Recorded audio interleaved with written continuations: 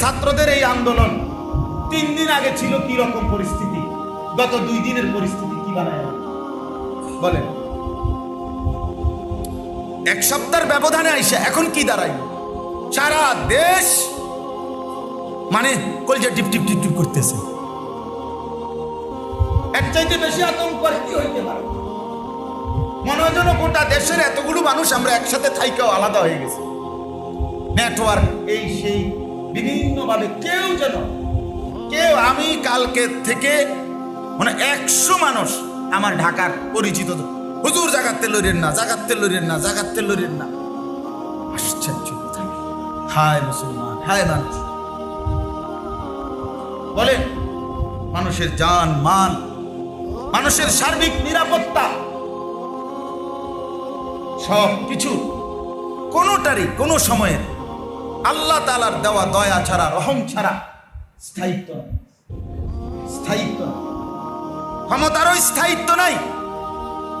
দেশের জাতির, আমাদের জান মাল, ব্যক্তি বলেন আর রাষ্ট্র বলেন, আমি বলেন আর রাষ্ট্রের সর্বোচ্চ ব্যক্তি বলেন, আল্লাহর দয়া ছাড়া কারোই জান মাল স্বাভাবিকতার কোনো নিরাপত্তা গ্যারান্টি আপনার আমার কারো কাছে নাই, কোনো বাহিনীর হাতেই নাই। ব্যাংকের টাকার উপরে ভরসা নাই। রাষ্ট্রের কোনো প্রশাসন মনে করেন সবাই যেই কোনো মুহূর্তে পৃথিবীর যেই কোনো হালাত, দেশের যেই কোনো অবস্থা এই যে এলোমেলো হয়, তাইলে আমরা যদি আল্লাহর দিকে ফিরে না থাকি, আল্লাহর সাথে রবের সাথে যদি আমাদের সম্পর্ক না থাকে, আমাদের আল্লাহর সাথে যদি আমাদের সম্পর্ক না থাকে, সবচেয়ে নিরাপদ বাঁধন, মজবুত বাঁধন, সবচেয়ে একবারে দৃঢ় বন্ধন বাস্তবিক অর্থে দুনিয়ার কোনো দল, দুনিয়ার কোনো ব্যবসা, দুনিয়ার কোনো কামাই রোজগার, দুনিয়ার কোনো সন্তান, দুনিয়ার কোনো চাকরি, কোনো কিছুর উপরে আপনি একেবারে মজবুত আস্থা রাখতে পারেন না। দৃঢ় আস্থা একমাত্র আল্লাহর সাথে। বাস্তবতা এটাই। ফাত্তাখিযহু ওয়াকিলা। আল্লাহ কোরআনে বলছে, আরে মিয়া আমারে ওকিল বানাও, আমারে বানাও বান্দা, আমারে উকিল বানাও, ভরসা আমারে বানাও, আমারে বানাও। নেতা আছে, কর্মী আছে, এটা আছে, ওটা আছে, টাকা আছে, ব্যাংক আছে, ব্যালেন্স আছে, বিদেশে ফুট আছে, দেশে টাকা আছে, বাজারে জমি আছে, না না, এগুলো কোনোটাই কোনো কিছুই কি নয়, স্থায়িত্ব। মুখের হাসি, চোখের পানি হইতে দেরি হয়। আল্লাহ আমাদেরকে মাফ করে দেন। দোয়া করেন দিল থেকে, বেশি বেশি দোয়া ইউনুস করেন। হ্যাঁ, দেশ জাতির জন্য সবাই দোয়া করেন। একটা দেশের অস্থিরতা মানে আমাদের সবার অস্থিরতা, সার্বিক অস্থিরতা, সব কিছুর উপরে।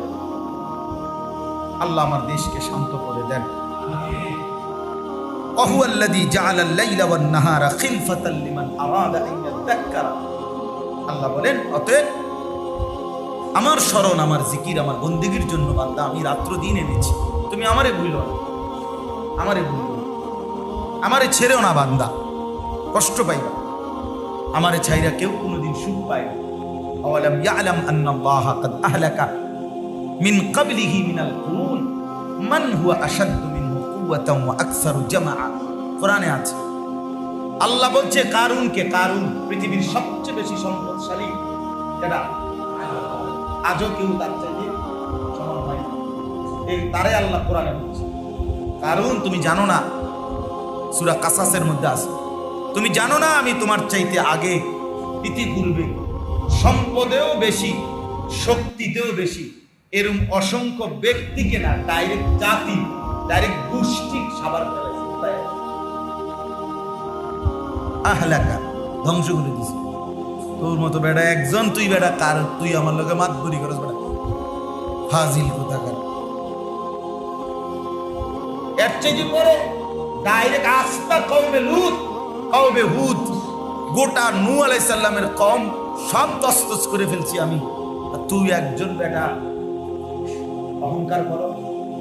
এই জন্য আমরা কেউ না, কারো জন্য অহংকার করা, যে কোনো ভাবে, টাকা দিয়ে হোক, ক্ষমতা দিয়ে হোক, সম্পদ দিয়ে হোক, সন্তান দিয়ে হোক, বর্তমান অবস্থা দিয়ে হোক, শরীরের সুস্থতা দিয়ে হোক, যৌবনের বড়াই দিয়ে হোক না কোনো কিছু দিয়ে, কত যুবক হসপিটালে, কত যুবক পঙ্গু, কত যুবক প্যারালাইজড, কত নৌজওয়ান এই হাসছে খুশতো, আবার আজকে আপনার অসুস্থতা বিছানা। তাহলে এরকম আছে না, বলেন না কেন? এই জন্য আমরা আজকে শক্ত করে বললাম, মেহেরবানি করে দয়া করে প্রত্যেকেই এটা ফিকির করবেন। কেন নামাজ পড়বেন না? কেন সেজদা করবেন? কেন আল্লাহকে ভুলে যাবেন? কেন হারাম রোজগার করবেন? কেন স্ত্রী পর্দা করবে না? মেয়েটা কেন পর্দা করবে না? ছেলেটা কেন নামাজ পড়বে না? বাপ, আপনি কেন ভাবতেছেন না যে এটাও আপনার দায়িত্ব? আপনি পারতেছেন না তো কিভাবে পারা উচিত?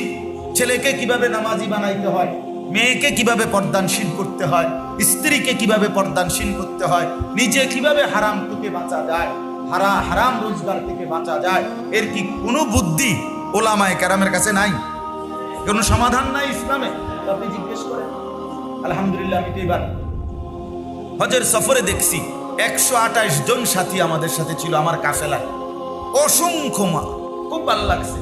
প্রথম থেকে যখন নিয়মিত আমি বয়ান করছি ওনাদেরকে, পরে দেখছি অনেক সব হাজি সাহেব তো স্বাভাবিকভাবে একটু বয়স্ক, রিটায়ার্ড পারসন, অথবা টাকা পয়সা আছে জমা, যার টাকা আছে হেই তো কি যায়, হজে যায়, কথা বুঝছেন না?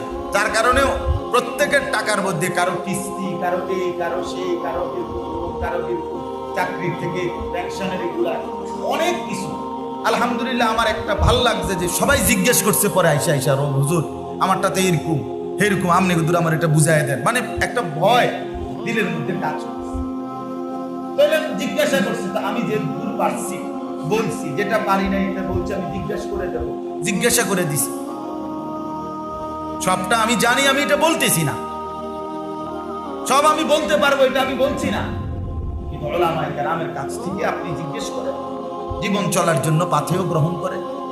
আল্লাহ আমাদেরকে তৌফিক দান করে, আল্লাহ আমাদের সবাইকে ভালো রাখেন। গোটা দেশ, জাতি, মানুষের জান মাল আল্লাহ তাআলা নিরাপদ রাখেন। আমার বাপ, দেশ সহ মাতৃভূমির প্রতি ইঞ্চি জমিন সবটারই স্বাধীনতা, সার্বভৌমত্ব, নিরাপত্তা সব মিলাইয়েই আমরা, গোটা দেশই আমাদের। আমি যেমন আমার নিজের ফিকির করে বলি, আমরা গোটা দেশের সকলের ফিকির করা উচিত। আল্লাহ তাআলা আমার দেশের সমস্ত মানুষকে নিরাপত্তা, স্বস্তি, শান্তি দান করেন, আমিন। আল্লাহ তাআলা আমাদের প্রত্যেককে ঈমান আমলের দৌলত দান করেন। এই হায়াত, এই সময়, এই রাত এবং এই দিন আমরা যেন আল্লাহর ইবাদত এবং আল্লাহর বন্দিগির মাধ্যমে কাজে লাগাইতে পারি। আল্লাহ আমাদেরকে তৌফিক দেন, কবুল করেন, আমিন। সুবহানাল্লাহ।